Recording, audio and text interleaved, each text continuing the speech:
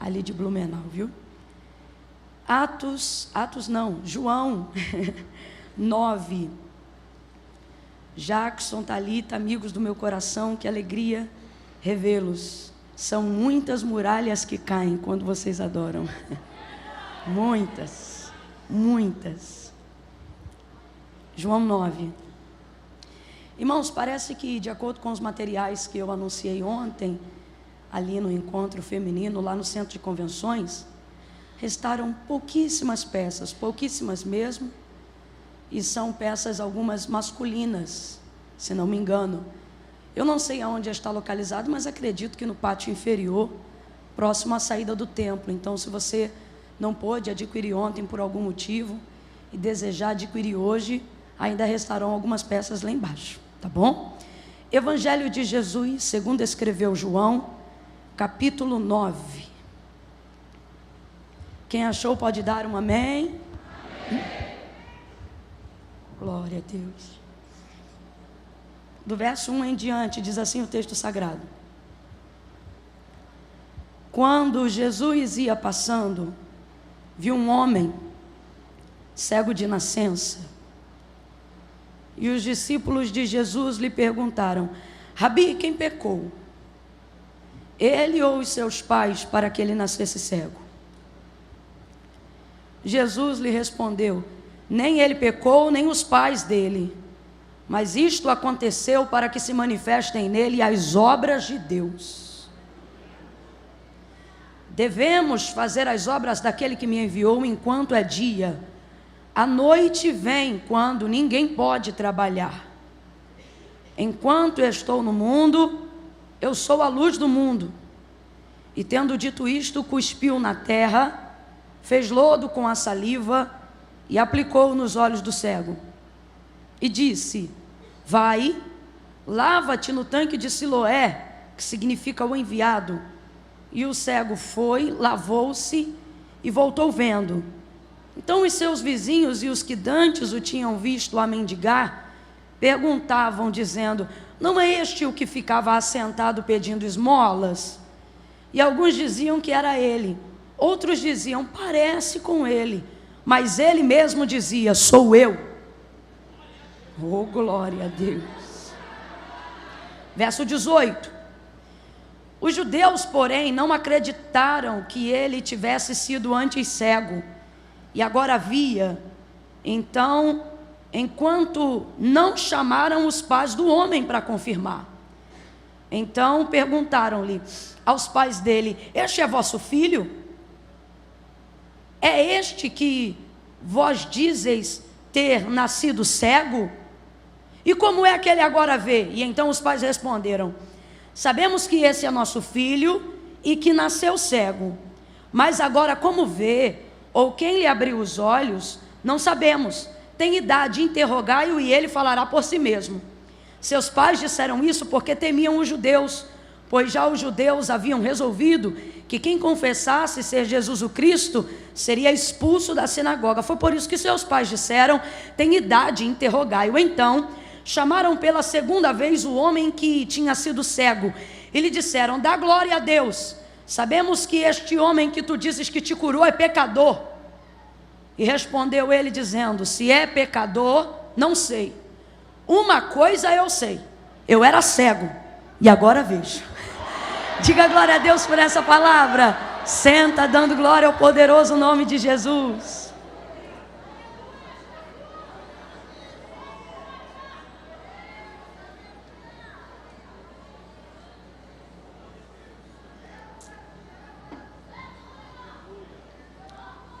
Oh, glória. Glória a Deus. Oh, glória a Jesus.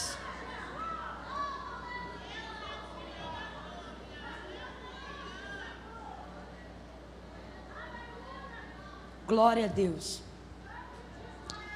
Jesus vai revelar a sua obra, o seu poder de manifestar milagres, anunciando assim, manifestando assim o reino de Deus, o seu reino, através da vida desse homem que o texto vai dizer que é cego E diferente de outros episódios, João vai trazer uma narrativa nesse texto, bem taxativa, vai dizer que ele é cego de nascença.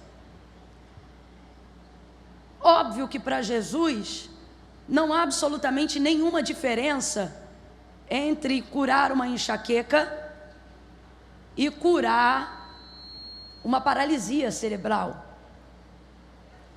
Não há absolutamente grau de dificuldade que seja medido para Jesus da diferença entre levantar alguém de um coma e levantar um Lázaro que já está sepultado há 4 dias. Nós entendemos isso perfeitamente, amém, igreja?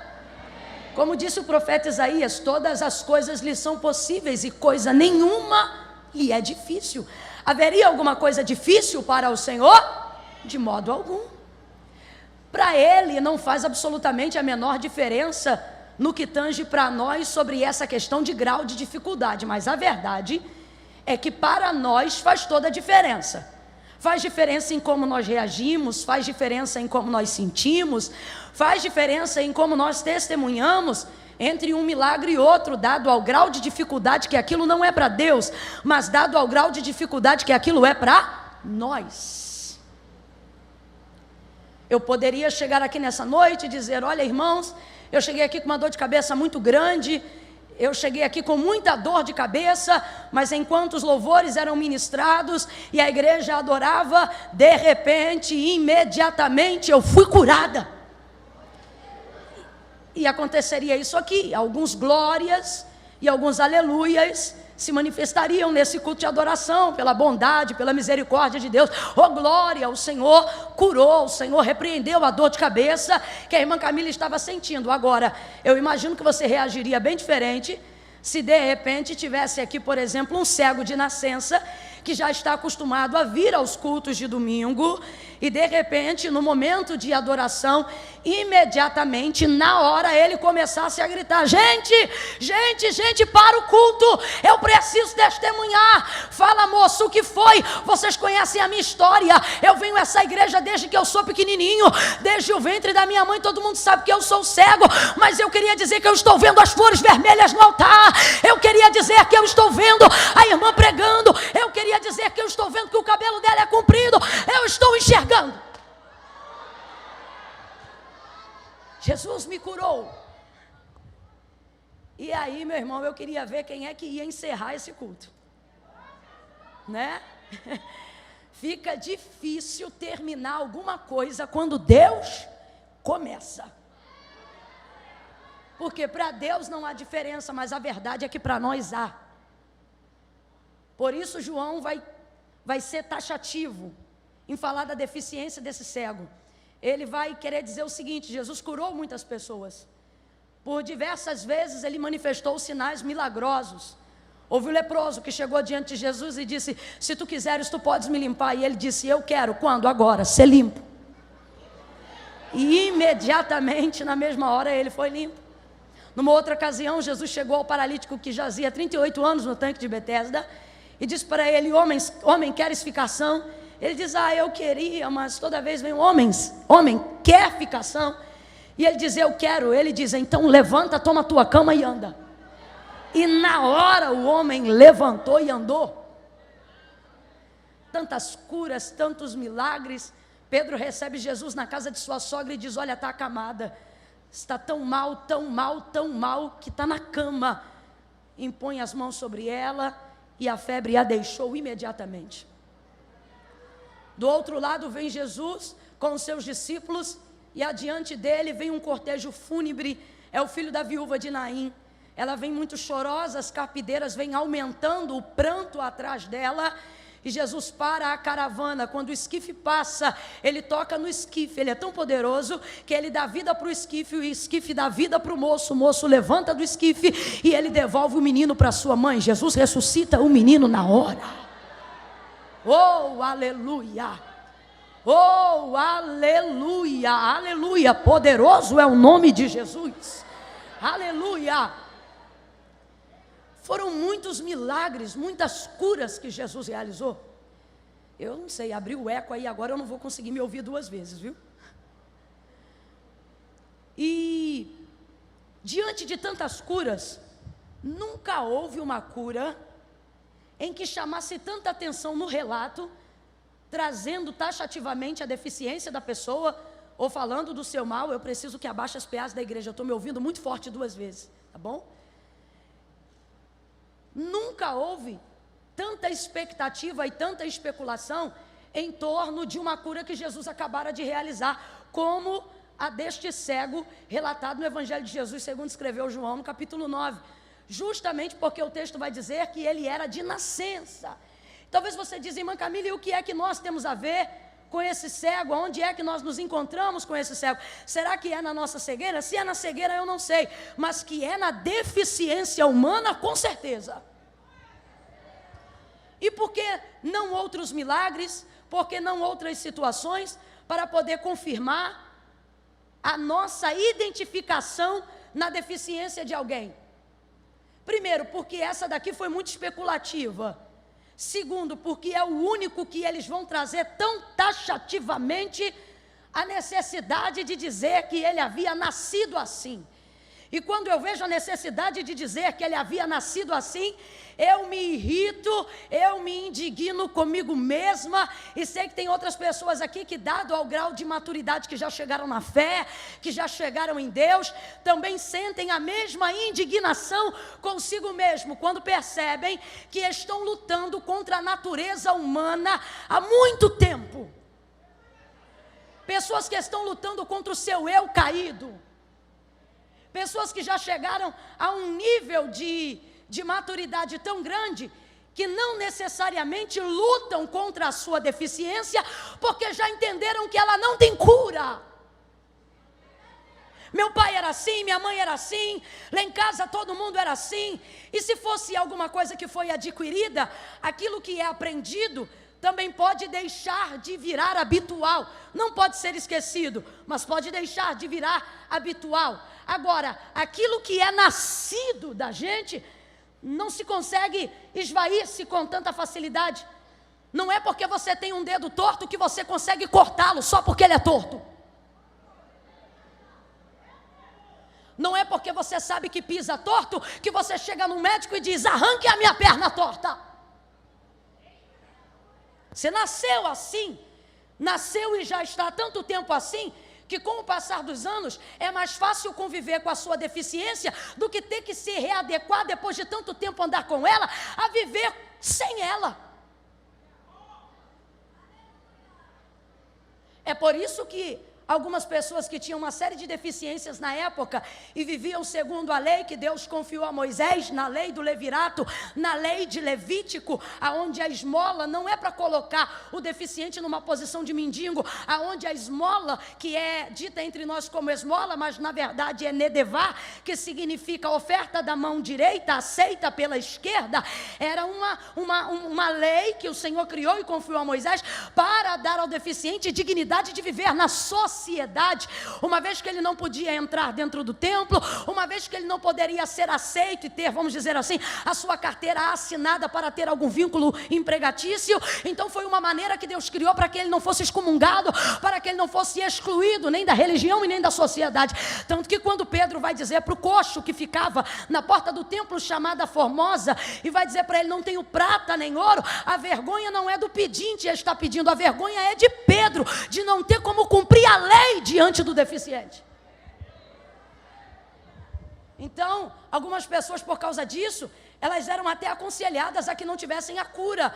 Era como algumas pessoas que não querem abrir mão de um auxílio para continuarem na situação em questão, uma vez que não conseguem ter outro meio de vida. Por isso, a algumas pessoas lhe é interessante que não mude a situação que está. Mas por mais que você não tenha condições ou não possa mudar a situação que você está vivendo, isso não faz com que você tenha paz consigo mesmo para viver como está vivendo. A verdade é que nada do que nós temos que irrita as pessoas, irrita mais a elas do que a nós mesmos. Mas Camila, o que você está dizendo? Estou dizendo que condenação de ninguém deixa a gente tão mal quanto a nossa própria culpa. É isso que eu estou dizendo. Eu posso olhar para você, apontar o dedo e querer te acusar de tudo que é coisa, dizer você é isso, você é aquilo, você não faz assim, você não faz assado, e essas coisas vão ser pejorativas, essas coisas vão ser desagradáveis, essas coisas vão revelar a pior visão que eu tenho de você. Isso vai ser muito ruim, mas com o passar do tempo você vai ficando raçudo, com o passar do tempo você vai ficando calejado, com o passar do tempo você vai entendendo que o que as pessoas falam sobre você pode dizer muito ao seu respeito, mas não diz tudo sobre você. Pode dizer alguma coisa sobre a sua reputação, mas não tem o poder de definir o seu caráter. Você vai compreendendo que o que as pessoas pensam a seu respeito nem sempre é compatível com o que Deus diz a seu respeito. Vai aprendendo que as palavras dos homens do lado de fora não têm o poder de determinar a sentença que Deus já estabeleceu do lado de dentro. Então você vai manobrando, vai vivendo, vai sobrevivendo. Agora você consegue escapar de mim, você escapa do seu vizinho, você escapa das coisas que sua mãe te disse, você escapa das coisas que seu pai percebe, das falhas que seu pastor localiza. Você vai para um shopping, você contrapõe com entretenimento, você encontra afago na palavra de Deus, você esquece esse julgo através da oração, mas você não consegue fugir. Quando não é da minha boca, quando não é da boca dele, mas quando você não precisa de um espelho. Tão grande é a constatação que você descobriu da própria incompetência. Aí não precisa ninguém dizer nada, pelo contrário. Aí todos que estão à sua volta e que não veem como você se vê, podem dizer assim: rapaz, não é assim não, não é isso não, você é isso, você é aquilo, falando coisas boas a seu respeito. Mas se você tiver uma constatação factual de quem você é, não importa o que todos dizem. A voz da nossa consciência, ela é tão forte, que a gente tem que vigiar para ela não virar o nosso Deus. De tão forte que ela é, de tanto poder que ela tem de nortear a gente. John Piper vai dizer uma coisa que eu nunca mais vou esquecer, e tremi quando li a primeira vez. Ele disse assim: se o Deus que você diz adorar nunca discorda de nada do que você decide fazer, é bem possível que você esteja adorando uma versão idealizada de si mesmo. Mãe Camila, do que você está dizendo? Estou dizendo de uma consciência. E o poder que a consciência tem de nortear a nossa vida, ela é tão grande, que se a gente não vigiar, ela vira nosso Deus. Por quê? Porque ela é muito forte. A consciência é a luz da alma. A consciência é a voz pela qual Deus muitas vezes usa para nos direcionar a caminhar pelo lugar certo. Por isso Paulo vai dizer por algumas vezes: preservando a boa consciência. A consciência seria a nota, o timbre da voz que o Espírito Santo usa quando quer fazer-nos entender que nós estamos errados, mesmo que todos estejam dizendo que nós estamos certos. Então é desse nível que eu estou falando. É quando você já chegou ao nível de discernir a voz da sua consciência, e quando ela tem poder de fala dentro de você, ela não fala sobre o que os aplausos dizem depois do que você canta, ela não fala sobre os elogios dos comentários da foto que você publica, ela não compactua a voz do que o povo vê quando olha para o seu estereótipo. Ela conhece as deficiências que nasceram com você. Só que a consciência não é amiga nem inimiga, ela é consciência. Se a consciência é amiga, já não é consciência. Se a consciência é inimiga, também não é consciência. A consciência é uma balança que deve ser justa para ser boa. Mãe Camila, o que você está dizendo? Por isso, João vai falar categoricamente: se teu coração te condena, se a tua consciência te faz lembrar dos teus pecados, se a tua consciência joga na cara teu vício de pornografia, se a tua consciência te traz à memória todos os dias o dia que você traiu tua mulher, o dia que teu filho não te perdoou, o dia que você entrou em disciplina, o dia que você ficou excomungado, o dia que teu pecado não foi confessado, Se a tua consciência está fazendo isso, se teu coração te sentencia, se o teu coração te condena, João vai dizer: maior é Deus.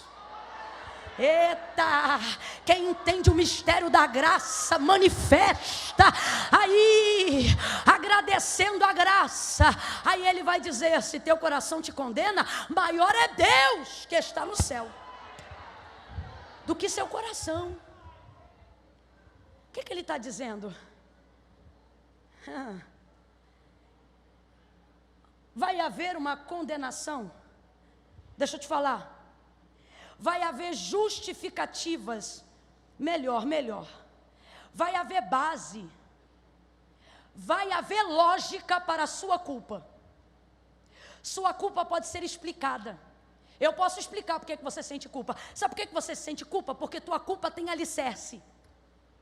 Tua culpa tem motivo, então ela é muito bem construída e por isso ela, te arrebenta. Quando eu prego a graça, fica difícil para essa consciência que está vindo, marretada pela culpa, entender que essa graça tem explicação, mas não tem muita lógica. Por quê? Porque você lembra que se sente culpado pelo que você fez. E de repente eu ministro sobre a sua vida a graça. O que é isso? Favor imerecível. Só que a sua consciência estabelece a medida da sua balança de condenação baseado no que você faz. E aí quando você recebe perdão, não pelo que você fez, mas pelo que alguém fez, se colocando no seu lugar. Então João vai dizer: se teu coração te condena, se lembre que maior é Deus do que o seu coração. O que ele está dizendo? Não fique com o que você tem explicação. Fique com o que Deus disse. Fique com o que Deus falou. Fique com o que Deus determinou a seu respeito. O que ele determinou? Foram várias determinações. Por exemplo, se o Filho do Homem vos libertar, verdadeiramente sereis livre. Vez ou outro o diabo vai tentar usar um dedo de acusação para tentar lembrar de onde ele me tirou. Mas o que o Senhor está dizendo? Portanto, agora nenhuma condenação há para aqueles que não andam mais segundo a carne, mas andam segundo o Espírito, segundo a voz, a vontade e a palavra daqueles que Ele o chamou. Agora, a verdade é que é muito difícil conviver com essas deficiências. Oi, irmã Camila, por que você está pregando de deficiência? Porque eu desafio um homem aqui a levantar e dizer que não tem nenhuma. Se ele tiver ousadia para levantar aqui e dizer que não tem nenhuma, a própria existência dele sobre esta terra já prova que ele não é coerente. Já era para ter sido tomado? Já era para ter sido levado? Dá uma olhada para quem está ao teu lado e diga assim: se está aqui. Não, você ficou sem graça. Irmã Camila, eu não gosto de virar para o irmão que está do lado. Ótimo, no dia que vier outro pregador, você expressa a sua vontade. Hoje eu vou expressar a vontade de Deus. E se ele está me usando assim, você tem que cumprir essa vontade. Aí, irmã Camila, eu já vou virando o olhinho do emoji. Vai virando o olhinho do emoji porque não está entendendo que palavra de Deus é pedagógica. E pedagogia é repetição que gera aprendizado. Quando eu disser 3... você vai olhar para quem está do teu lado e vai dizer: se está aqui, tem déficit. Não contei até 3 ainda e agora quer falar toda hora agora, né? 1, 2, 3, vai! Se está aqui, tem déficit. O que é déficit? Falta de, menos alguma coisa, deficiência. Mas Camilo, o que você está dizendo? Estou dizendo que o Senhor preparou um grande conclave nessa noite para que nós venhamos trazer uma mensagem a todos os deficientes que estão aqui. E os que ficaram indignados em se sentirem comparados com essa palavra, mostram que estão mais enfermos do que outros.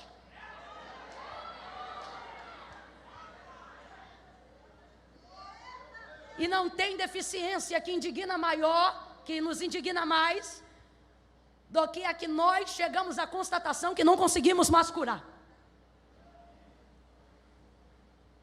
Davi vai falar algo, Jeremias vai falar a mesma coisa. E ambos vão dizer: em pecado fui gerado, e em pecado me concebeu a minha mãe. Aí eu te pergunto: pode um feto pecar dentro do ventre da mãe? Não. Do que ele está falando? Está falando da sua natureza caída, está falando da sua miserabilidade humana.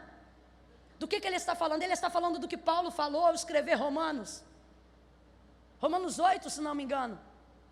Ele vai dizer o quê? O querer bem está em mim, mas todas as vezes que vou executar o bem que está em mim, de boa consciência, encontro outra lei, isto é, operando nos meus membros, na minha carne. E ela guerreia e milita contra a minha boa consciência. Então, me sinto muito mal, porque o bem que quero fazer não faço, mas o mal que eu não quero, faço.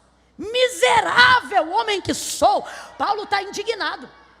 Mas Camilo, o que você está dizendo? Estou dizendo que nessa noite Deus reuniu os indignados aqui. Aleluia.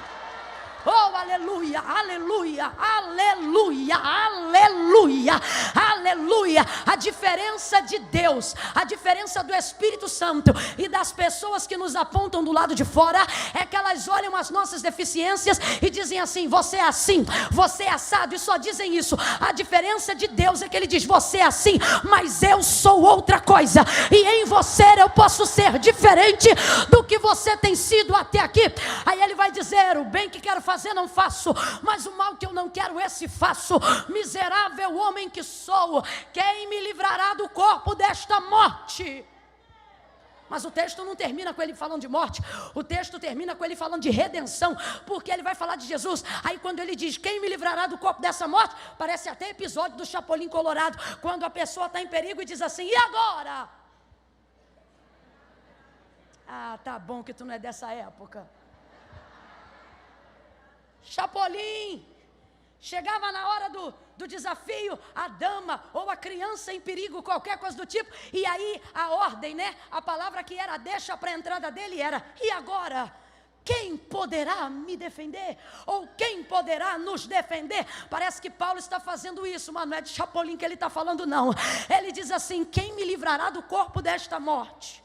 Mas graças dou a Jesus Cristo, meu Senhor, nosso Senhor e Salvador. E Ele vai anunciar o arrebatamento, que é quando Ele fala que essa corruptibilidade será vencida, e nós teremos um corpo incorruptível. Mas enquanto isso não acontece, Ele diz: o que eu não posso me desfazer, que é o corpo, eu vou mortificar até que Ele venha.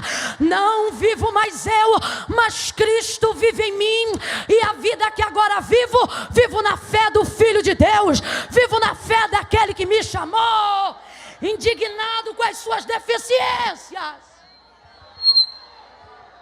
indignado com os seus erros, com as suas falhas, mas esperançoso, porque sabe como fazer para conviver com elas, sem nunca ter que conformar-se. Paulo vai chegar ao cabo derradeiro da sua vida, e diante de tantas coisas vitoriosas que marcam o seu currículo, a sua carreira eclesiástica, a sua vida com Deus. Gente, os teólogos vivem divergindo em uma série de coisas acerca dos manuscritos, dos evangelhos e da escritura sagrada, mas tem uma coisa que até os mais divergentes concordam em uma única voz. Eles dizem que se por alguma desgraça ou catástrofe todo o texto e compêndio de informações da palavra se perdesse e só se restassem as cartas paulíneas, elas seriam o suficiente para que todo homem tivesse regra, vida e prática de fé, doutrina e salvação em Jesus Cristo. Um homem que teve revelações da parte de Deus tão grande, tão grande, tão grande, que o texto vai dizer que foi-lhe imposto um espinho na carne, para que não se engrandecesse com as revelações que lhe foram entregues. Este homem, quando vai chegando ao fim da sua carreira, ele vai dizer: combati. Agora, tantas pessoas em estatura, posição, poder, tão menores do que Paulo, se sentem extremamente aptas em poder dizer: eu venci. E não é indigno isso. Em Cristo somos mais do que vencedores. Mas Paulo não vai conseguir finalizar o restante da sua carreira dizendo venci. Ele vai finalizar, pelo menos nós datamos como ponto de fechada da sua carreira, ele dizendo: combati. Agora você vê um Paulo que trabalha de segunda a sexta para não onerar a igreja, e tendo só final de semana ainda consegue percorrer uma rota missionária que hoje em dia nem gente tendo tanto navio e carro consegue fazer com a tanta excelência. Um homem que chega em Éfeso e em 5 dias vira o templo da deusa Diana de cabeça para baixo. 5 dias, sozinho, uma única voz. Esse homem vai chegar para o final da vida e podendo dizer, venci, me abre a boca para dizer, combati. Isso me foi afago na alma, em dias que eu pensava que não tinha mais jeito, em dias que eu pensava, não que não tinha porque Deus não tinha poder, mas porque eu não conseguia me colocar no centro da vontade de Deus para receber o que Ele podia fazer, porque o que nos indigna é isso. É chegar a um nível de maturidade de fé e perceber que Deus pode tudo, mas a gente não consegue estar no alinhamento do recebimento. É isso que faz a gente acordar de manhã mal-humorado. É isso que faz a gente dizer que vai começar um propósito e não terminá-lo.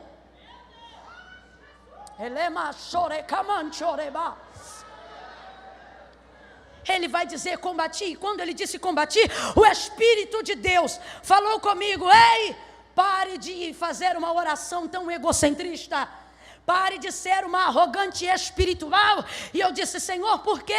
Porque eu estou com vontade de dizer que venci antes de morrer. E ele disse, por que você quer dizer venci quando nem aprendeu ainda a combater? E eu disse, mas Senhor, vencer é muito bom, vencer é triunfante. E inclusive isso é tão bom que a gente fica reproduzindo o que a Bíblia não diz sobre a justificativa de que Jesus falou, dizendo, e disse Jesus, no mundo tereis aflições, mas tem de bom ânimo, eu venci o mundo.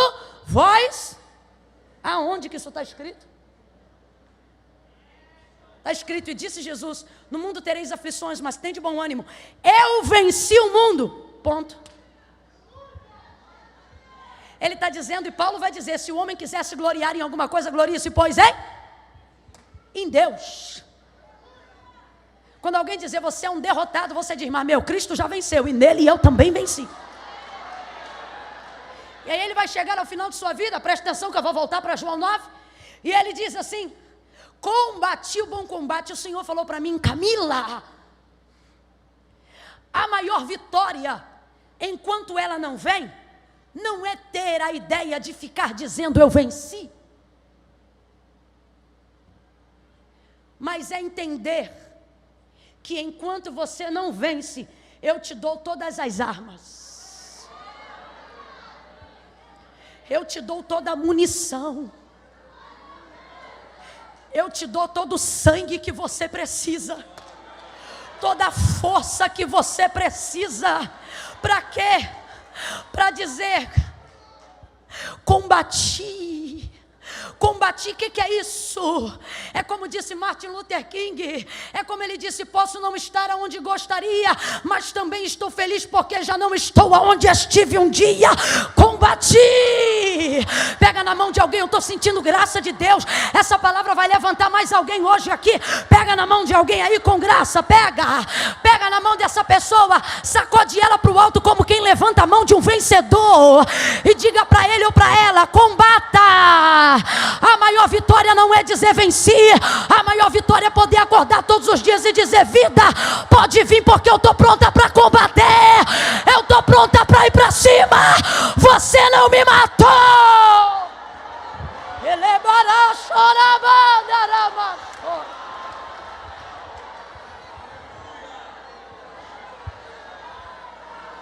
Calamai chore, telemanda rabossai. Diga aí para alguém, eu estou viva, eu estou vivo. E sabe por que eu estou vivo?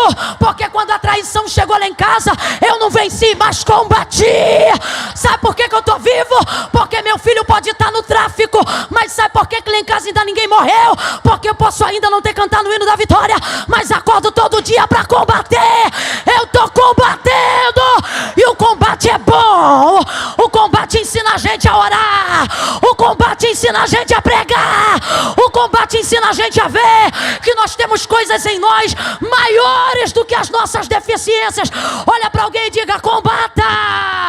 Levante as armas que Deus te deu. Use a língua que Deus te deu. A autoridade que Deus te deu. A graça que Deus te deu. O poder que Deus te deu. A unção que Deus te deu. E naquele dia, Ebarai chori kalama, kalama chorias. Naquele dia,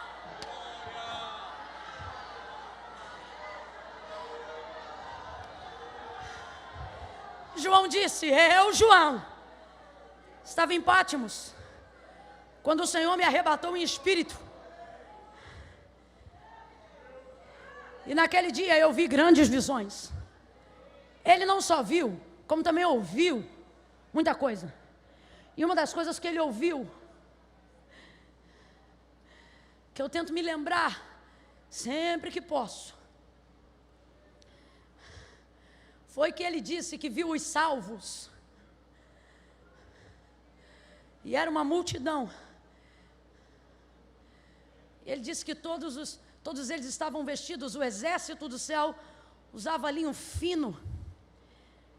E todos eles tinham as suas vestes salpicadas. O sangue do Cordeiro. Aí Jesus olha para eles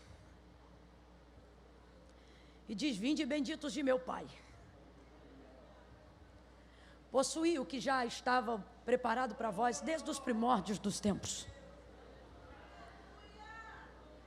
Viu pedra, viu novo nome, e viu que Jesus dava tudo isso a quem ele dizia: ao que vencer.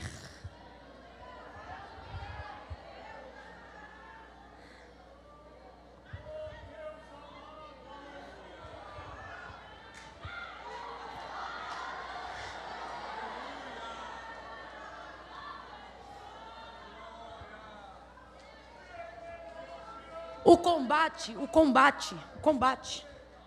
combate se pega para capar, rapaz. Essa coragem que a gente precisa ter para estar nesse cenário chamado vida. Porque não leva mal não, mas é verdade, viver é um ato de coragem. Certo filósofo disse: alguns vivem, outros só existem.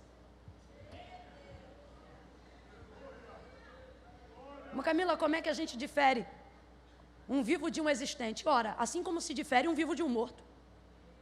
O morto também existe. Sim ou não? Mas não tem movimento. Como é que se difere um morto de um vivo? Pela capacidade de ser útil.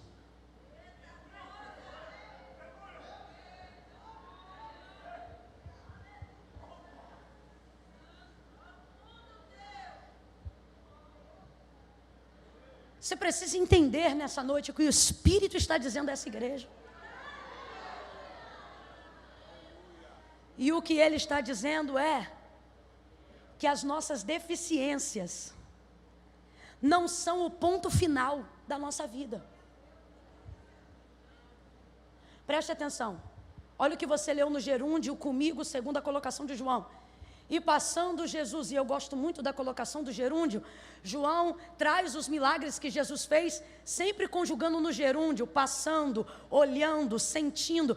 Eu acho maravilhoso porque é o verbo continuativo, é você ter o poder de contar uma história no passado, numa narrativa como se ela estivesse acontecendo na hora que você está falando. E eu gosto desse jeito de João, porque dá para a gente a liberdade de fazer isso, de falar das coisas que Jesus fez no passado como se ele estivesse fazendo na hora que a gente está falando. Eu acho isso muito próprio de Jesus, sobretudo porque Tiago disse, ele é o mesmo ontem e será eternamente. Então é muito possivelmente, é muito provável que quando eu digo assim, olha, e quando Jesus ia passando, eu posso estar falando uma coisa que está acontecendo agora. Será que eu posso dizer aqui nessa noite que Jesus está passando? Que Jesus está passando? Quando Jesus ia passando, vírgula, viu um homem, vírgula, cego de nascença. Então os seus discípulos lhe perguntaram: Rabi, mestre, quem pecou, ele ou os seus pais, para que nascesse cego? De repente começam a levantar toda uma especulação ao redor do cego. Rabi, quem pecou, ele ou os pais, para que ele nascesse cego? E aí Jesus vai dizer: nem ele, nem os seus pais, mas isto aconteceu para que se manifeste nele as obras de Deus.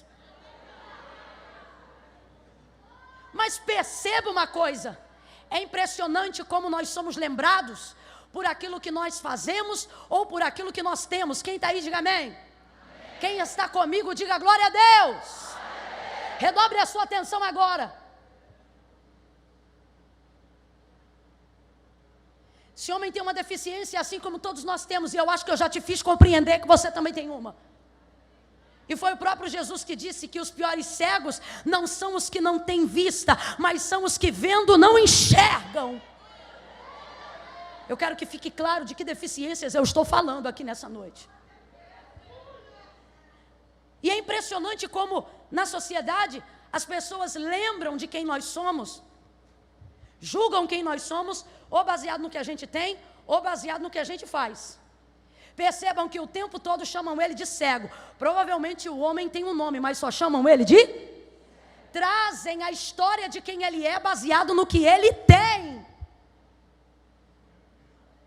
O cego, é tão verdade o que eu estou dizendo aqui, que este homem mora na região em que ele foi curado, e mesmo depois de ser curado e não sendo mais portador de cegueira, ele vai voltar enxergando. A vizinhança que viu o moleque crescer cego, o adulto crescer cego, e agora está vendo o adulto ser curado, de vez olhar, chamar pelo nome, se lembrar do que está acontecendo e ficar maravilhado com o milagre que Jesus acabou de operar. Não, olha a especulação que você e eu lemos aqui nessa noite. O povo ficou olhando e dizendo: não é ele aquele que ficava pedindo esmola? Olha isso, os discípulos só falam do que ele tem. Completa para mim. Os discípulos só falam do que ele, e a sociedade só fala do que ele faz. Olha isso, os discípulos só falam do que ele, e a sociedade só fala do que ele. Jesus é o único que não se ocupa em falar do que ele tem, não se ocupa em falar do que ele faz, mas se ocupa em olhar para quem ele é, independente do que ele tem e independente do que ele faz. Jesus é o único dentro da narrativa histórica que vai olhar para ele, e mesmo sabendo que ele tem cegueira, mesmo sabendo que ele pede esmolas, o texto não diz: e passando Jesus viu um cego.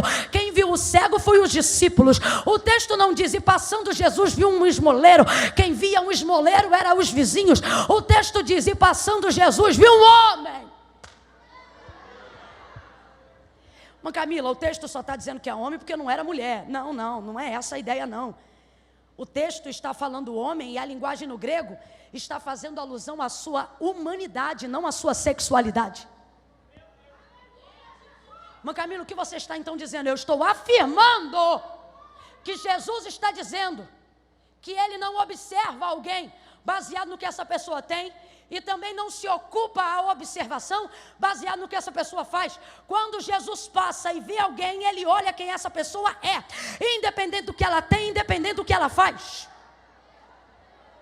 É a gente que tem mania de julgar as pessoas pelo que elas têm e julgar as pessoas pelo que elas fazem. Samuel entra na casa de Jessé para ungir Davi, rei de todo Israel, mas o estereótipo de rei que ele tem criado na cabeça é um ruivo, alto, forte, bonito. Então quando ele vai vendo Abinadab, Eliabe e Samar, ele pensa: certamente está diante de mim um ungido do Senhor. Vai tirando o chifre de dentro da sacola, vai abrindo a unção para derramar em um deles, e a voz do Senhor brada dizendo: Samuel, não te atentes para a aparência, porque o homem olha a aparência, mas o Senhor prova os corações. O que ele está dizendo?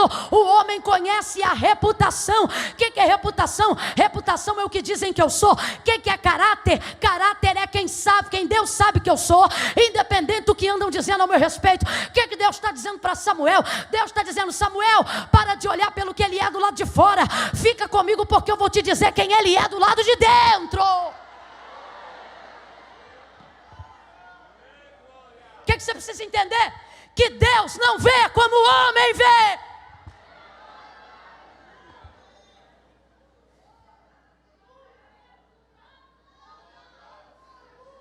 Para o homem, o que você faz te impede de ser quem você quer ser. Para o homem, as deficiências que você tem te impedirão de viver o que Deus tem para você. As condenações externas, os julgamentos externos vão frear o seu lado de dentro. O que você pensa de si mesmo vai bloquear seu polo criativo, vai bloquear a explosão da sua potencialidade. Então Deus te trouxe hoje aqui para te dizer: ei! A opinião das pessoas a seu respeito não mudam o que eu sei sobre você. Vou dizer mais. Deus está dizendo: o que você pensa sobre si mesmo não muda o que eu determinei sobre você. Mãe Camila, o que você está dizendo? Vou falar na primeira pessoa. Jesus me trouxe aqui para poder dizer: diga para ele, diga para ela, que eu sei dele, sei dela, coisas que ele só vai descobrir de si mesmo daqui a 10 anos. E é por causa disso que eu já estou determinando a seguridade do futuro dele agora, independente de como ele está, independente do que ele tem feito, independente do que ele tem vivido.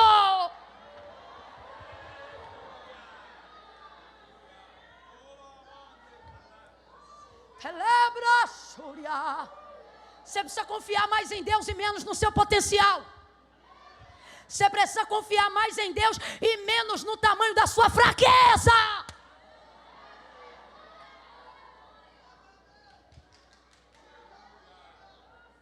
Não é o que ele faz, não é o que ele tem. Todos veem um cego, outros veem um esmoleiro. Jesus passa pela mesma pessoa e vê o que ninguém vê.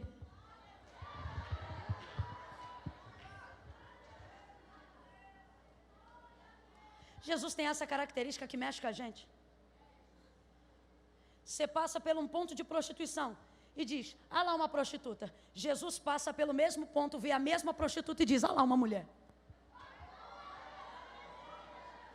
Você passa pela porta de uma boca de fumo, pelo calçadão de alguma cracolândia, e você diz: ali um cracudo. Jesus passa pela mesma cracolândia, para diante do mesmo cracudo e diz: aqui um menino.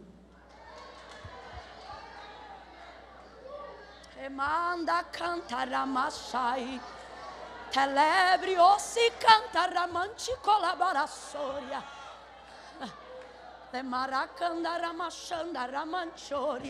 Jesus não só consegue distinguir a capacidade atual do indivíduo, como determina uma capacidade futura sobre o indivíduo atual. Jesus não só tem a capacidade de passar, por exemplo, por uma mulher adúltera, e você dizer assim: ah lá a mulher, ah lá uma adúltera. Jesus, além de passar por ela e não dizer ah lá uma adúltera e dizer ah lá uma mulher, ainda tem capacidade de olhar para a mesma mulher, atualmente, apenas uma mulher, e determinar sobre o futuro dela algo independente da sua atualidade. Jesus para no poço, conversa com uma que já teve 5 e o 6º não é dela. Os discípulos param no mesmo poço, olham para a mesma mulher e ficam assim: hã? O que ele está conversando com essa samaritana? Ele não só vê uma mulher, como vê uma adoradora. Engraçado como é que Jesus faz tudo no mesmo dia. Restaura a dignidade quando chama de mulher. Restaura-lhe a capacidade quando lhe chama de adoradora. E lhe dá um ofício quando dá a ela condições de voltar pelo mesmo caminho que veio. Pregando e dizendo: vinde e contemplai, se não é este o Messias, o Filho de Deus que está comigo no poço. No mesmo dia ele perdoa, no mesmo dia ele levanta, no mesmo dia ele comissiona. Qualquer pessoa olharia para ela e diria: ela está acabada, o futuro dela está destruído. Por quê? Por causa do que espera no futuro? Não, por causa do que ela fez agora. Aí Jesus diz: olha para o teu futuro. Não consigo. Por quê? Por causa do que eu fiz agora.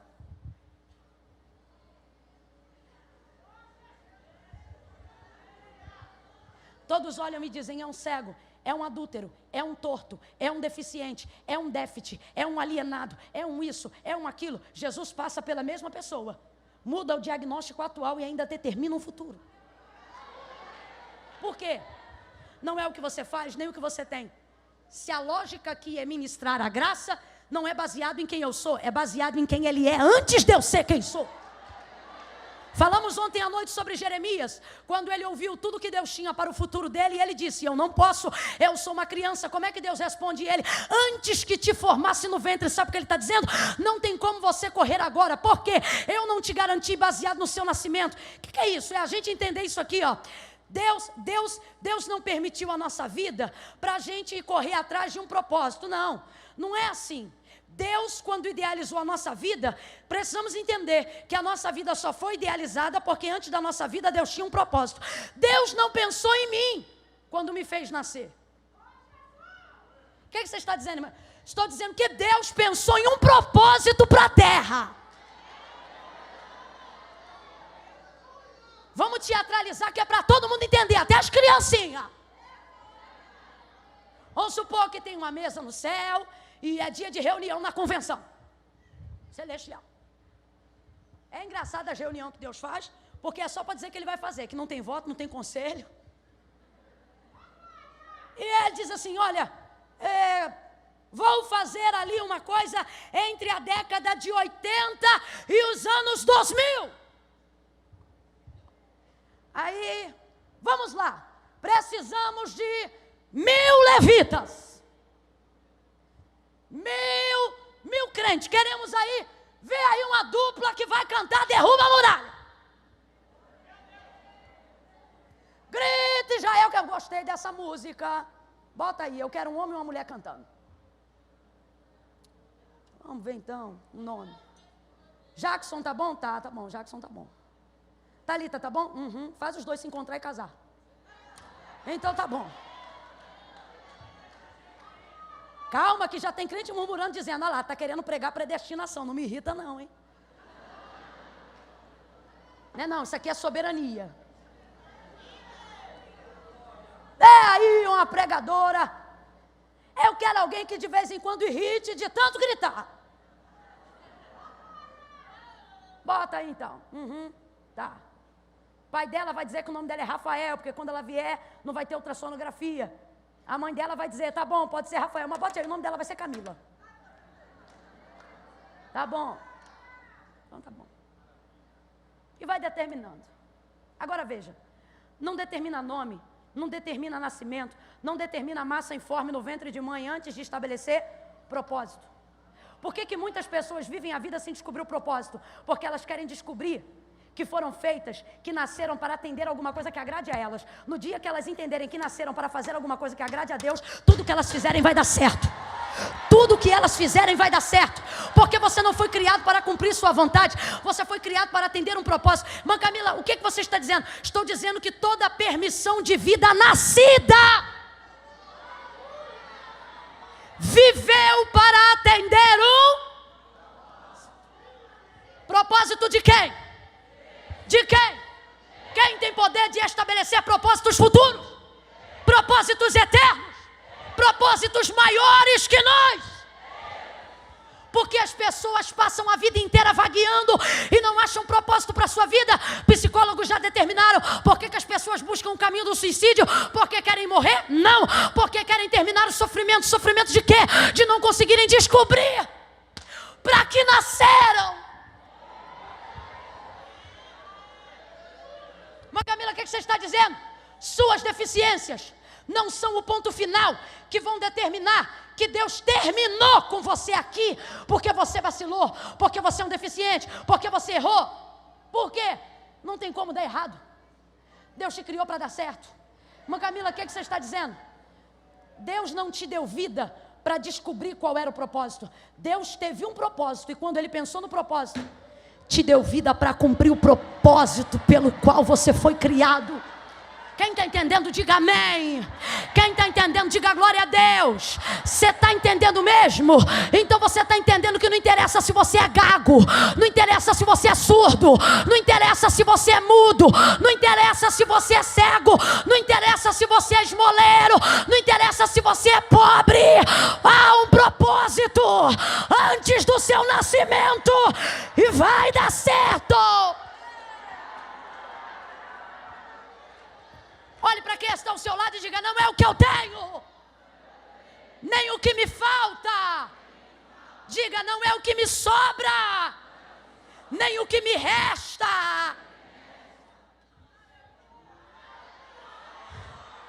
Diga para ele ou para ela: é quem eu sou, é quem ele quer ser, é quem ele é, quem eu sou. Presta atenção, já estou terminando. Ninguém pode dizer quem você é. Quem determina a nossa identidade é Deus. Deus sabe quem a gente é. Ô, irmã Camila, minha mulher conhece quem eu sou. Sua mulher conhece porque descobriu. Você só revela a melhor imagem que você quer que as pessoas tenham de você. Até para sua mulher. É por isso que tem coisas que você faz e ninguém sabe. Tem coisas que você pensa e nem para o mais íntimo você conta. Porque é disso aí que você tem medo que você é de verdade.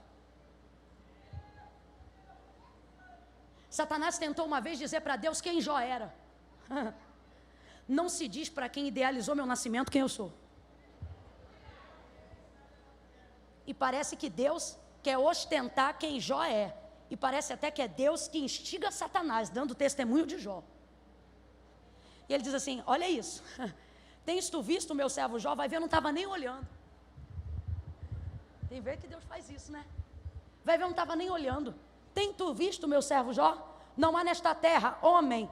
Jó é rico, Jó é filósofo, Jó é poeta, Jó é generoso. Nossa, tantos atributos, mas Deus não, ao dar testemunho de Jó, não fala de nada do que ele faz, não fala de nada do que ele tem, diferente dos homens. Jó vai dizer que quando chega na cidade, senta na cadeira, cada um segura a ponta da cadeira, levanta para o alto e ovaciona características do que Jó faz ou do que Jó tem. Jó, o homem dos 1000 camelos, Jó, o homem dos vários banquetes, Jó, o filósofo, Jó, o poeta. Aí Deus vai dar testemunho de Jó a Satanás e não fala nada do que ele tem, não fala do que ele faz, mas usa 4 características para falar de quem ele é.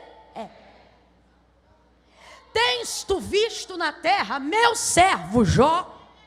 Não há nesta terra homem reto, íntegro, temente, sincero e desviado do mal como meu servo Jó. Satanás, mas também tu serve a ele de balde? O que o diabo está dizendo? Ele é porque ele tem.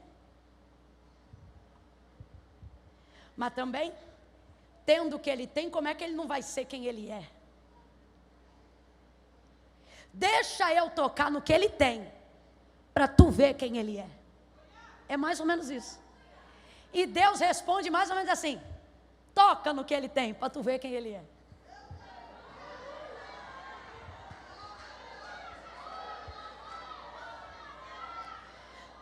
Pelo amor de Deus, não se entristeça. Deus só está permitindo que algumas coisas sejam tocadas para você revelar o melhor de você.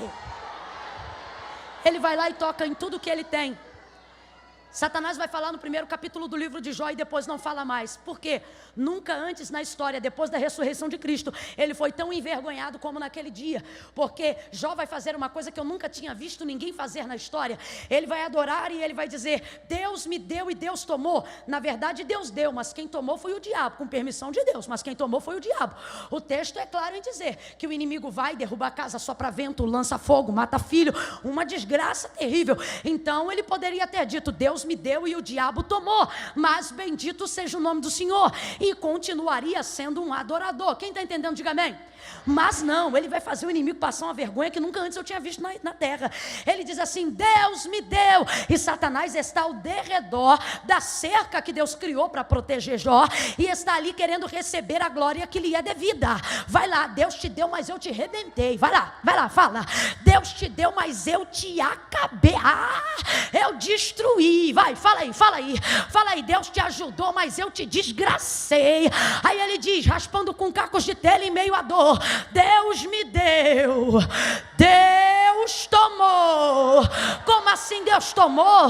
Quem tomou foi eu. Me dá os créditos. Bendito seja o nome do Senhor. O que Jó está dizendo? Não reconheço o teu governo, não reconheço o teu poderio, não reconheço você como nada. Na minha vida você não fala. Quando eu sacrifiquei para Deus. Quando eu louvava a Deus. Quando adorava a Deus. Então quando me dá é Deus, e quando me tira é Deus. Quando eu tenho é Deus, e quando eu não tenho é Deus. Eu não te reconheço, Satanás. Falou no capítulo 1. Tem 42 capítulos. Falou de novo? Nunca mais. Pega a mão desse crente aí comigo, pega. Fala para ele ou para ela, diga: deixa ele sem graça. Deixa ele sem graça. Quando tiver, dá glória a Deus. Quando não tiver, diga: é de Deus. Deixa ele sem graça. Aonde estão as mães que podem adorar a Deus? Aonde estão os pais que vão dar glória a Deus?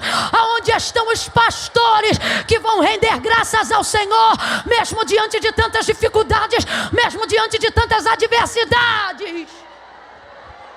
Capítulo 42, agora Jó fala: o Senhor vai dar em dobro tudo que antes ele possuía. Por quê? Porque quem ele é não está baseado no que ele tem. E quando quem você é não está baseado no que você tem, você não depende de ter para ser quem é. Isso é muito bom, porque todo mundo que espera ter para fazer, espera ter para ser, nunca é nada. Porque você não pode esperar ter para fazer, você tem que fazer com o que tem. E não pode esperar ter para ser, você tem que ser mesmo não tendo. Quando você consegue isso, aí Deus traz em dobro para Jó. Por quê? É Deus respondendo a Satanás, porque ele não pode mais falar, mas ainda pode ouvir. O que é que Deus está querendo dizer quando dá em dobro a Jó tudo que antes ele possuía? O que ele está dizendo é isso aqui, ó. Isso aqui é para que você saiba que ele não é por causa do que ele tem, mas ele tem por causa de quem ele é. Deficiências não são o ponto que determinam aonde Deus para na minha vida. Deficiências são o ponto que determinam aonde Deus começa a trabalhar. Presta atenção, porque se de tudo que eu falei nessa 1h15 você não ouviu, guarde isso no seu coração. Suas deficiências, suas falhas, suas guerras, suas batalhas mentais não são o ponto aonde Deus para. São o ponto aonde Deus decide começar a trabalhar. Por isso Paulo vai entender, diante do seu espinho na carne, não era ali que a obra parava, era ali que o poder de Deus se manifestava. Não é a sua força, é a sua fraqueza. Mas Camila, vigia. Será que você não está impulsionando as nossas fraquezas? Não, não sou eu que impulsiono as suas fraquezas. São as tuas fraquezas que te impulsionam para o seu Deus. O homem era cego, mas Jesus não vê um cego, Jesus vê um homem. E como ele nasceu, não determina como ele vai morrer.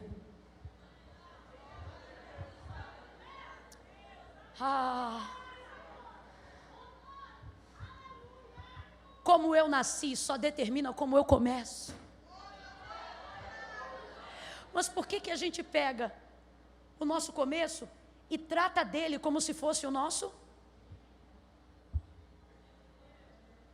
Lhe digo mais para você que está sendo afligido, tentado pelo diabo, porque Deus a ninguém tenta. Deus te trouxe aqui para gravar essa palavra no teu coração, para te dizer que todo o poder que o diabo tem de querer mexer com o seu emocional, com o seu psicológico, é temporário. Mas você precisa parar de dar ao diabo poder permanente, quando tudo que ele tem é apenas poder temporário.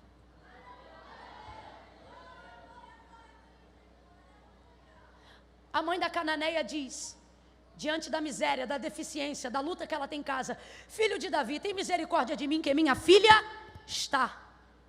Advérbio de tempo, caráter temporal, falamos sobre isso ontem. Tudo que está não é permanente, é passageiro. Minha filha está miseravelmente endemoniada. Jesus vai libertar aquela menina por causa da mãe dela. Mas aquela mãe não vai buscar pelos demônios. Aquela mãe vai buscar pela filha. O que ela está dizendo? Independente de como ela está, eu vim buscar por quem ela está endemoniada. Isso é temporário. Ela é minha filha, isso é permanente. Endemoniada ou não, ela é. Cachaceira ou não, ela é. Viciada ou não, ela é. Perturbada ou não, ela é. O que ela está dizendo? Jesus, não me interessa como ela está, eu vim buscar por quem ela. Aquela mãe entendeu que todo o poder que o diabo tinha na casa dela era temporário, era, abre a boca para aprender, era, mas o que Deus tinha para fazer era permanente, está entendendo o que é que Deus está dizendo? Não importa como você começa, as suas deficiências não dizem como você acaba, elas só têm o poder de determinar como você inicia.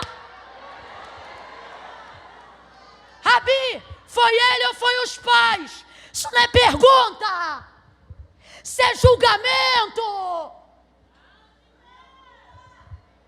Por que estão julgando o cego? Porque na verdade a indignação deles não é estudar a vida do cego.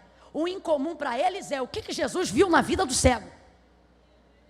Por que quando curou o leproso não perguntou nada? Por que quando curou os paralíticos não falou nada? Por que quando tocou e curou todos aqueles que Jesus curava, nunca fizeram tese da vida do cego? Ou dos deficientes? Por que acerca desse eles vão fazer? Por quê? Porque na verdade todos que eram curados iam atrás de Jesus. Esse é Jesus que está indo atrás dele. Detalhe, Jesus parou quando viu ele. Isso aqui me lembra João 15, não fostes vós, fui eu. Eu que vos escolhi, fui eu que te olhei, foi eu. Irmã Camila.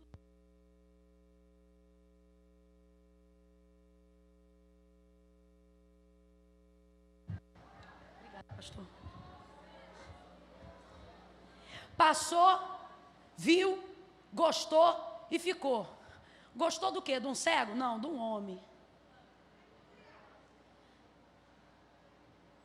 E por que eles especulam? E tem gente aqui que não está conseguindo mais dormir de tanta especulação. Tem pizza na mesa, na hora do jantar, mas eles preferem comer o seu nome.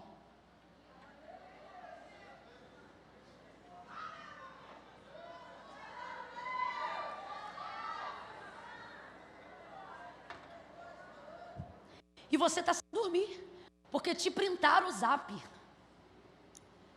Te disseram o que foi falado, o que foi visto, e você diz, não é brincadeira não. Quando eu estava largado pedindo esmola, ninguém queria saber de nada. É só lembrar da nossa vida pregressa. Quando a gente está no baile arrebentado, entornando a amarela, ninguém quer saber com que dinheiro você paga.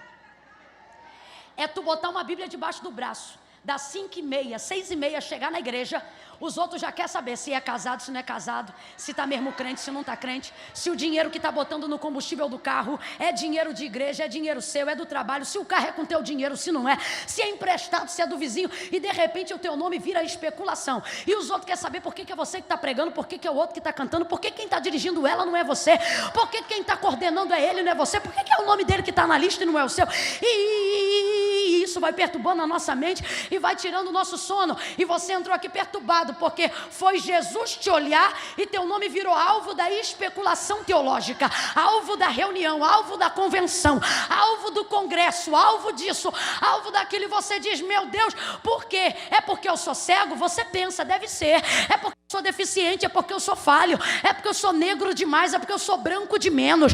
É porque eu tenho muito dinheiro? É porque eu não tenho dinheiro nenhum? Você começa a querer motivos que justifiquem a especulação das pessoas que não param de comentar a sua vida. Vida essa que está para mudar desde que Jesus olhou. E por que é que eles estão especulando? Porque eles estão querendo, na verdade, entender o que foi que ele viu em você. Por que que ele parou em você? Não é porque tem dinheiro, também não é porque é pobre. Não é porque veio de cima e nem porque saiu de baixo. A situação toda é: o que é que ele viu nela?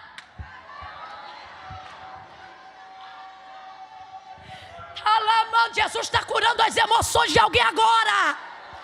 Jesus está dizendo: eu não quero você sem dormir. Vai deitar tranquilo, porque quem te guarda não dorme. Vai dormir em paz, porque eu estou guardando a tua moral, eu estou guardando a tua honra. E para! Dá uma ordem expressa de Deus aí a alguém do seu lado e diga: para! Não, isso não é ordem expressa, isso parece uma murmuração. Olhe para quem está do seu lado e diga: para! De ficar se justificando para as pessoas. Pare de ficar se explicando para quem não vai entender, mesmo que você desenhe. O Senhor está dando uma ordem expressa aqui. Quem tem ouvidos, ouça: para!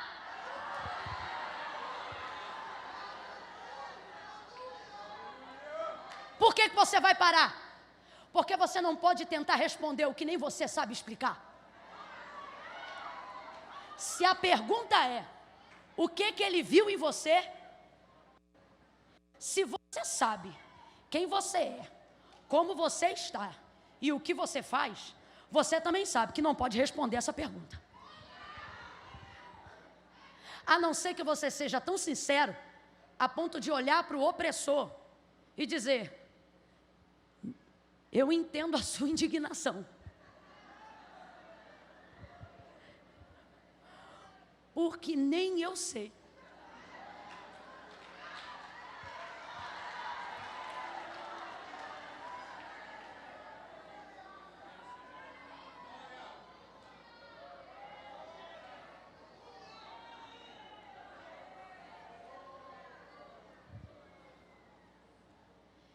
Jesus vai vir por um caminho desconhecido.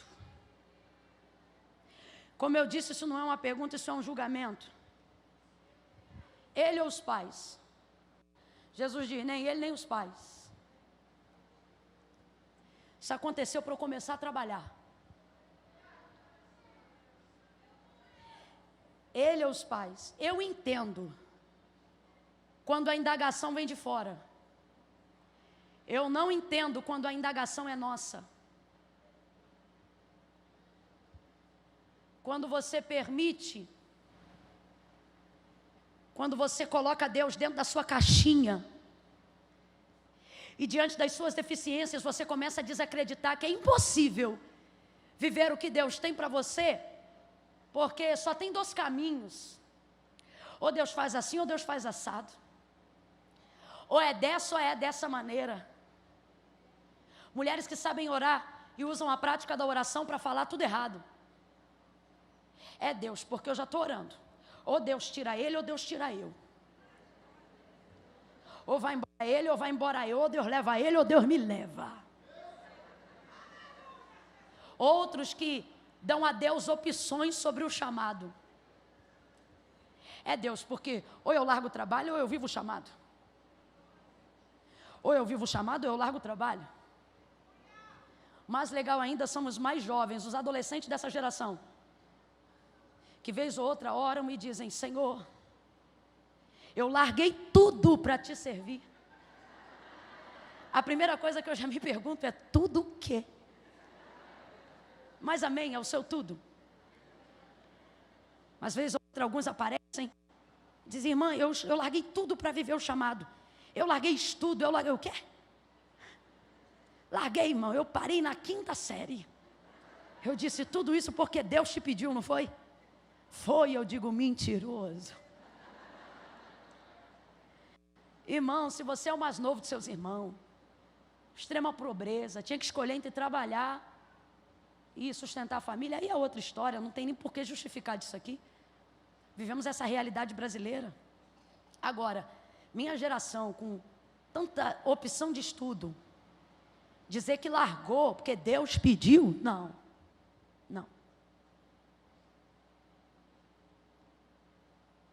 E aí a gente começa a querer abrir opções para Deus, ou é isso ou é aquilo, ou é assim ou é assado. O que é isso? É pegar Deus do auge da sua glória e trazer Ele para a sua caixinha de opções. É, Senhor, porque ou o Senhor cura ele, ou o Senhor cura a mim. Ou o Senhor faz assim, ou o Senhor faz assado. O Senhor está dizendo, você tem que parar de me tirar daqui para resolver essas tuas questõezinhas aí. Porque essas tuas questõezinhas são muito limitadas. Você vem bater pezinho no monte comigo para poder dizer, Deus, porque ou o Senhor me justifica, ou o Senhor me mata. É tirar Deus do auge da sua glória, botar Deus na sua caixinha de opções e dizer, só tem 2 maneiras. E se o Senhor hoje te disser, só tem uma e não é nenhuma que você conhece? E se eu te disser que nessa noite, o milagre que Deus vai fazer, vai vir encaminhado, encomendado por uma surpresa? Aí eu vou profetizar de novo, porque teve gente que teve fé para receber. E se eu te disser que o milagre que Deus vai fazer na sua vida será encaminhado por uma surpresa, efeito surpresa. Quem aqui já teve uma festa surpresa, levanta a mão. Aí é muito legal, aí a luz fica apagada, a gente chega em casa achando que todo mundo esqueceu, e daqui a pouco alguém acende a luz, a gente toma um susto e a multidão grita dentro de casa, surpresa, e a gente quase morre do coração. Jesus está dizendo, não vai morrer não, mas que vai levar um susto, vai. Eu vou entrar por um caminho que você não espera. Jesus olha para os discípulos e diz, nem ele, nem os pais.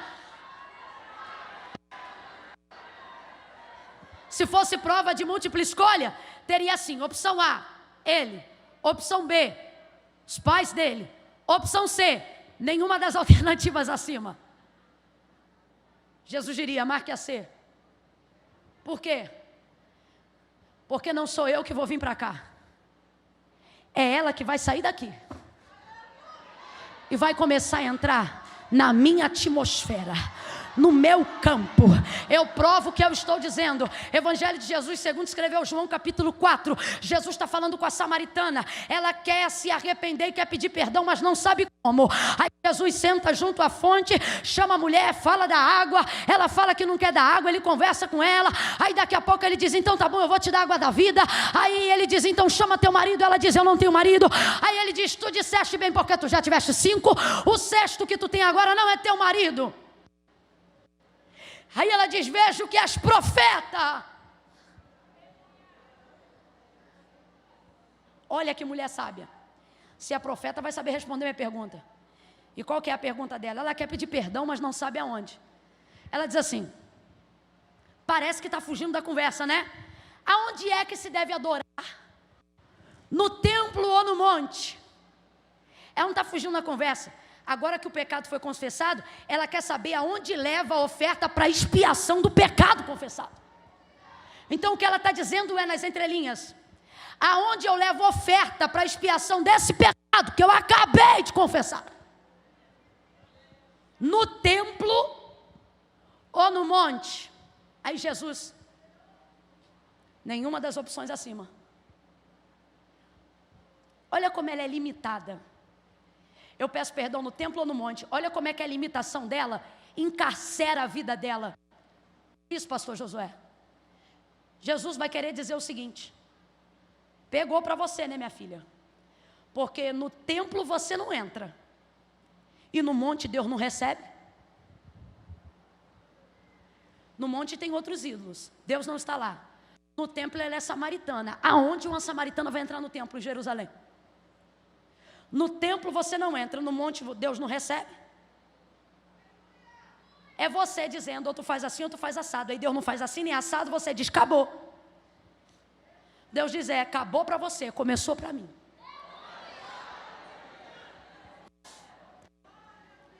A hora vem. O que ele está dizendo? Tu vai ser perdoado agora. Em que os verdadeiros adoradores aqui são pecadores arrependidos. Ele está dizendo, eu aceito a tua oferta. Já que liberaram as crianças, papai e mamãe segura as crianças, tá bom? Para a gente terminar bonito, igual a gente começou. Porque melhor é o fim das coisas do que o início delas. Vai ver as tia que não aguenta ficar depois de 9h15. Falou, dá essas crianças para os pais dela, que o plantão já estourou. Ele é o sacerdote, ele é a oferta, ele tem o sangue. Ele perdoa ela na hora. Irmã Camila, o que você está dizendo? Você está achando que Deus vai vir por um caminho que você espera. Mas Deus me trouxe hoje aqui para te dizer, eu virei por um caminho que você não imagina. Jesus joga lama nos olhos do cego, suja os olhos do cego, e sai o cego tateando, procurando o tanque de Siloé. Vai e lava-te. Aí eu te pergunto, quem curou ele? Jesus ou a água do tanque de Siloé? Quem curou ele? Jesus ou a água do tanque de Siloé? Amém. Então Jesus curou quando jogou a lama, sim ou não? Sim ou não? E disse, lava-te. Então ele está curado desde a hora que Jesus o tocou, sim ou não? Sim ou não? Só que como Jesus o curou com lama, mesmo estando curado, ele não sabe que está. Já está curado, mas não sabe. Já está enxergando, mas não pode ver, porque seus olhos têm. Vai tateando para o Siloé. Às vezes a gente está curado e ainda não sabe. Mas mesmo sem saber, se alguém olhasse ele na rua, indo para o tanque de Siloé, era possível que alguém dissesse, ô cego, está sujo. Eu imagino ele respondendo, fique tranquilo, porque quem jogou a lama também me disse onde lava. Quem jogou a lama também me disse onde cura. Irmã Camila, o que você está dizendo? Estou dizendo que aquele que começou a boa obra é fiel para aperfeiçoar. Jesus não te chamou para te deixar no meio do caminho. Jesus te chamou e vai concluir a boa obra que ele começou. Ainda está difícil, ainda está sujo, ainda está doendo, mas já está no caminho do milagre, já está no caminho da evidência, já está no caminho certo. Olha para quem está do teu lado e diga, estou sujo, mas estou no caminho. Estou com lama, mas estou no caminho. A cura vai ser completa nessa noite. A obra vai ser completa nessa noite. Quem acredita fica de pé num salto de glória. Aleluia! Aleluia!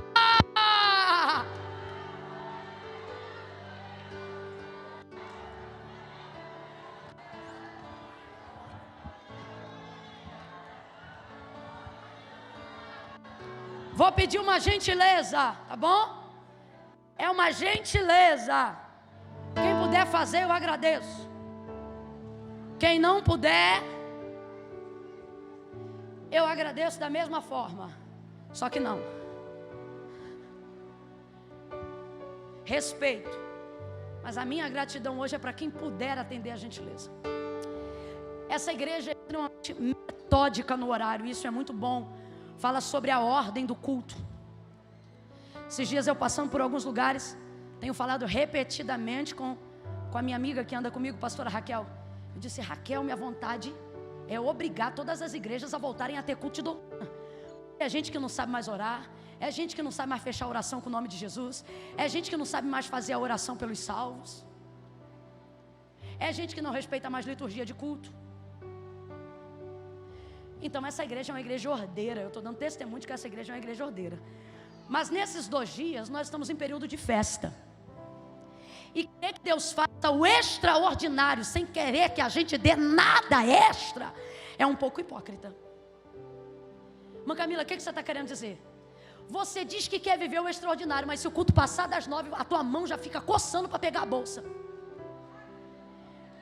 Então só Deus estica, você não estica?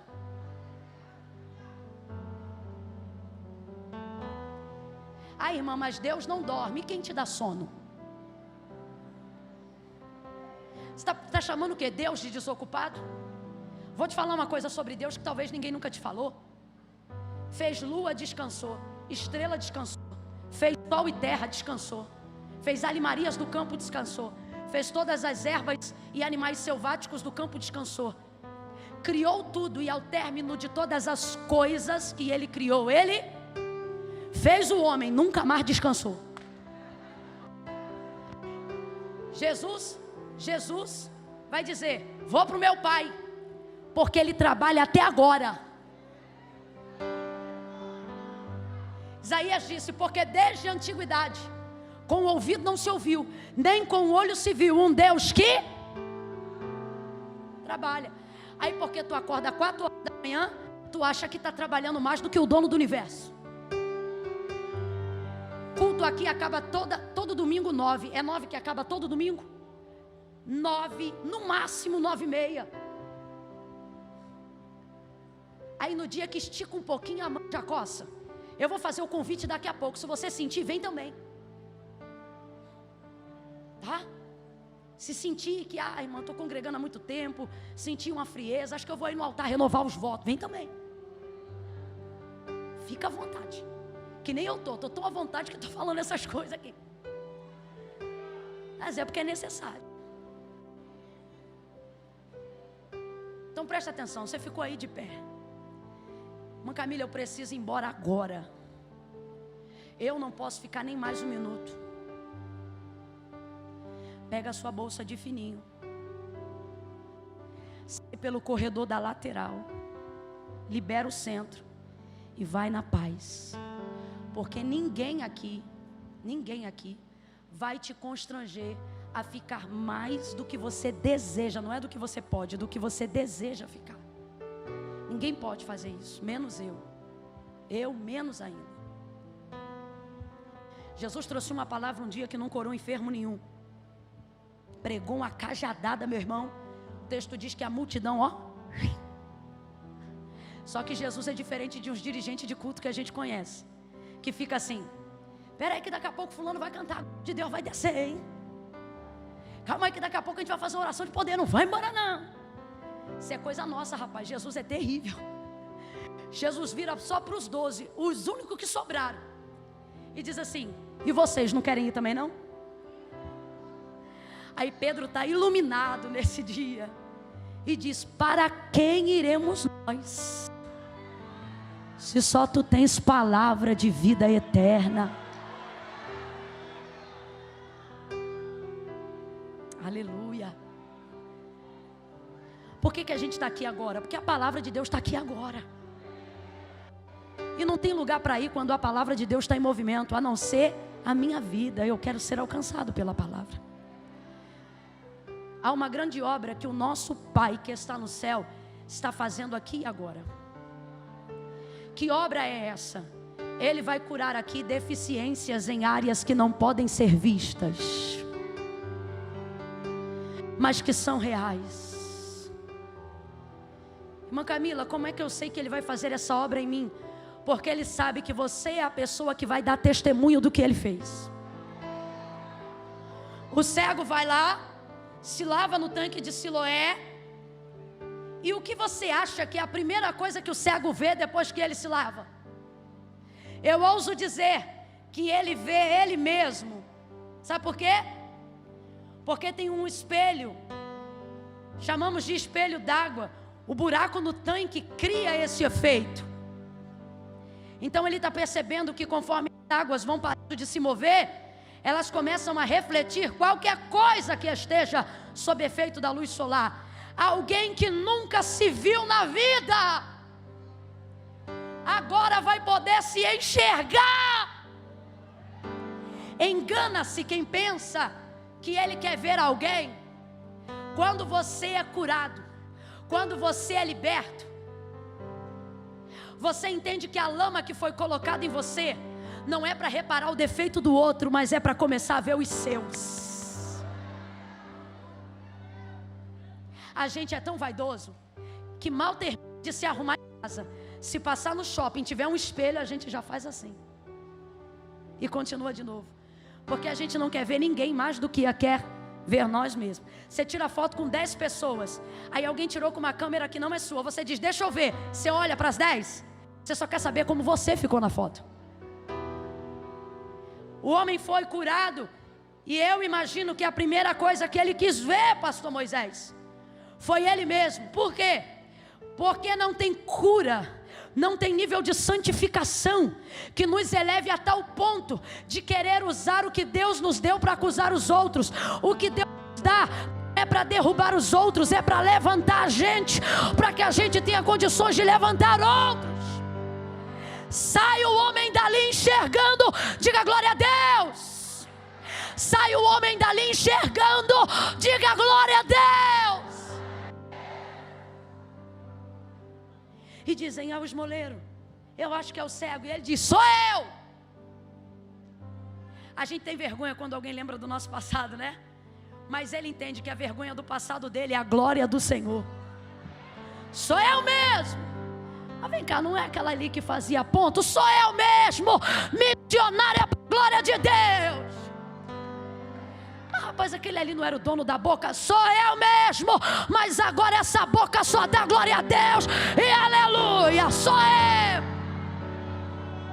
Mas não era aquela ali que arriava despacho na casa da... Mas sou eu, mas agora eu só desfaço as obras do diabo na autoridade do nome de Jesus. Sou eu.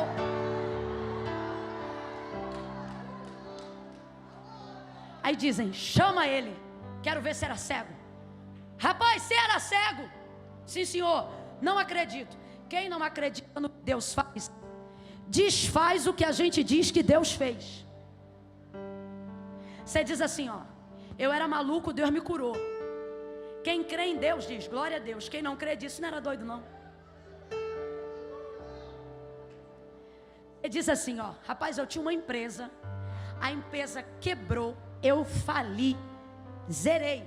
Só que o cara vê um Rolex no pulso do outro. Diz, rapaz, tu acha que quem tem um Rolex hoje já foi pobre um dia? Só nunca foi pobre desse jeito não. Quem não crê no que Deus faz hoje, para não dar glória a Deus, desfaz do lugar que a gente diz que estava. Ele não era cego, não. Chama o pai e a mãe que eu quero ver se era cego mesmo. Pai, mãe, ele era cego? Ele era cego, sim senhor. E como é que ele foi curado? Aí ele é adulto, você pergunta para ele. Chama ele de novo. Chamaram o homem segunda vez. Chamaram para dar testemunho. Olhe para cá. Chamaram para dar? Chamaram para dar? Está na hora de você começar a abrir essa boquinha santa e começar a falar das coisas que Jesus fez quando te encontrou cego, pobre, miserável, largado no caminho. Chama ele segunda vez. E chamaram ele. Aí começa a entender por que Jesus escolheu ele. Fala aí de novo, como é que você foi curado? Aí ele diz assim, de novo, vocês querem ser discípulo dele? Eles dizem assim, nós não, nós somos discípulos de Moisés.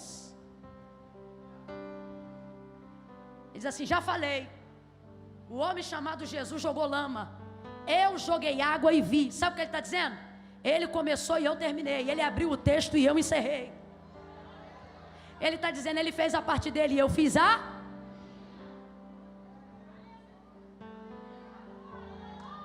Eles dizem assim, dá glória a Deus, quem te curou foi Deus. Porque esse homem que tu está dizendo que te curou, você é pecador. Resposta final dele, se é pecador ou não, não sei. Isso aqui, como diria a minha avó, é um tapa com luva de pelica. Sabe o que ele está dizendo? Ele está dizendo assim, quem fala do que não sabe é vocês, eu só falo do que eu sei.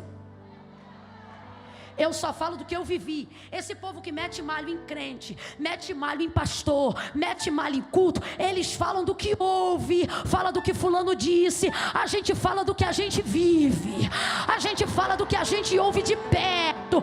A gente fala da experiência que a gente teve. E Jesus trouxe alguém aqui para dizer: conta da tua experiência.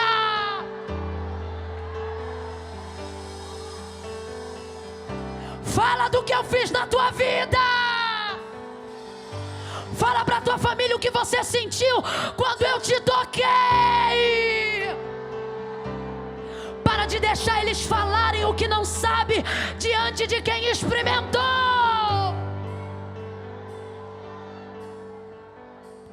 Por que você está deixando quem não sabe falar?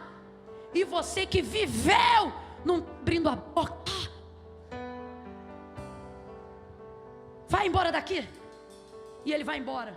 O camarada não podia entrar porque era cego. Agora que ele veio, expulsam ele da sinagoga. Tu acha que ele está preocupado? Tá nada. É tipo assim, não me deu moral quando eu estava na...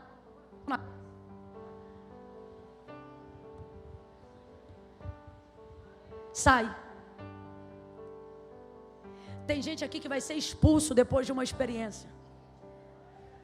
E você vai pensar assim: perdi um lugar. E Deus te trouxe aqui para te dizer: não, não, é porque você não se encaixa mais lá. Por Deus do céu, diante do seu altar, eu fecho aqui. O homem sai expulso da sinagoga. Do lado de fora tem um homem, é Jesus, mas ele não sabe. Por que ele não sabe? Porque quando Jesus o encontrou, ele era... E quando Jesus o curou, jogou lama. Então ele já estava vendo, mas não podia enxergar.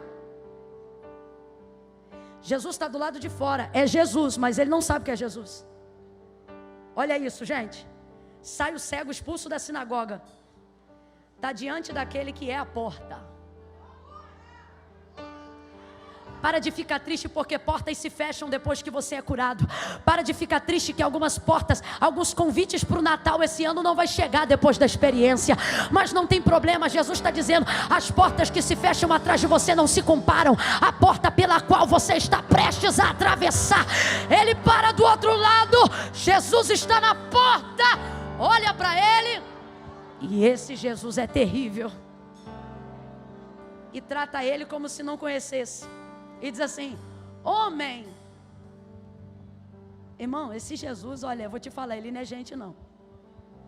Homem, tu crê que o homem que te curou é o Filho do Deus vivo? Aí outro, que também quer ter certeza. Porque o texto diz que ele era cego, não diz que ele era surdo. Jesus falou perto dele: vai, lava-te no tanque de Siloé. Então ele ouve bem, e quem tem uma deficiência numa área, fica melhor na outra. Só que ele quer ter certeza. Aí ele diz assim: como crerei se não sei quem é? Aí Jesus diz para ele: sou eu. Aí ele diz: creio. Creio por quê? Porque tu está dizendo que é Jesus? Não. Eu creio em você agora por causa do que eu vivi antes, quando eu não te via. Qualquer um poderia chegar e dizer: eu sou Jesus. Isso faria ele crer? Não. Ele não está dizendo: creio porque você está falando que é você. Ele está dizendo: creio por causa do que eu vivi antes com você. Creio por causa da lama. Creio por causa do tanque. Creio porque eu era cego e agora te vejo. Por isso creio. Não creio por causa do teu nome. Creio por causa do que tu fez. Então por isso eu respeito o teu nome. Mas Camila, o que você está dizendo? Tem cego hoje aqui que já conhece Jesus, só que quando foi tocado, curado, era cego e não pode ver. Aí hoje ele está aqui para te dizer: quem te livrou daquele carro que capotou 16 vezes fui eu, só que tu não me viu porque tu era cego. O que você tinha de especial naquela roda de amigos de final de semana, para eu tirar você de lá e trazer aqui para essa noite, e para todos eles terem se perdido e você ter ficado aqui? O que tinha de especial para a bala ter entrado na cabeça de um, de outro, e só você ter pego o tiro de raspão para estar aqui nessa noite? Está dizendo: rapaz, fui eu que já era contigo, mas tu não me via porque tu era cego. Só que agora você não é mais cego, você está diante da palavra. O que você acha? Você que ficou internado, gente com menos problema do que você tinha morreu na tua frente, você está hoje nesse culto. Era Jesus que te levantava, só que você era cego e não via. Ele está dizendo: eu já te conhecia quando você não me enxergava. Eu já te livrava quando você não sabia quem eu era. Eu já andava contigo quando você não tinha condições de andar comigo. Fui eu quem te livrou. Fui eu quem te curei. Libera o corredor para mim, gente, por favor, libera os corredores. A garotada do pirulito, libera o corredor, vai pro canto do banco. Pro canto do banco. Isso, meu filho, vai pro canto do banco, chega pro canto. Isso, entra aí. Isso. A bonitinha de casaco, alguém pega ela e traz pro canto, isso. Aí na galeria, libera o corredor, libera o corredor. Toda a igreja agora de pé, toda a igreja. Toda a igreja. Senhora, com todo o respeito que a senhora merece, fala para mim quantos anos a senhora tem? 71. Todo mundo ouviu, desculpa.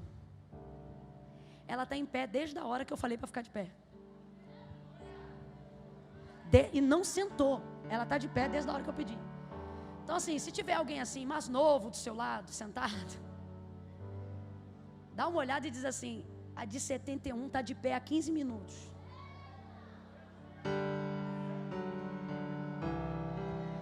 Mãe Camila, você está confrontando a gente aqui, eu não posso fazer isso, é na tua casa.